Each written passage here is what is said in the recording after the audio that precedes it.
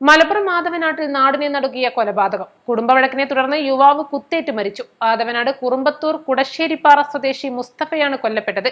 ആക്രമണം തടയാൻ ശ്രമിച്ച മുസ്തഫയുടെ സഹോദരൻ അബ്ദുള്ളയ്ക്കും ഗുരുതരമായി പരിക്കേറ്റു.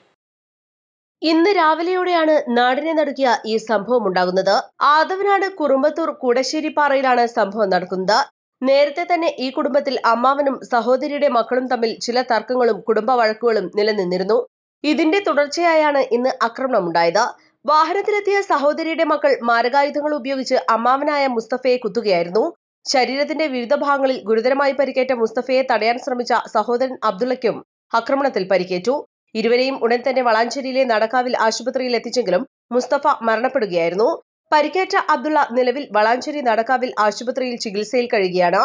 East live, Valanchery. പരിക്കുകളെ ഇനി പേടിക്കേണ്ട. എല്ലാവിധ സ്പോർട്സ് ഇഞ്ചുറികൾക്കുമുള്ള സമഗ്ര പരിഹാരം ഇവിടെയുണ്ട്.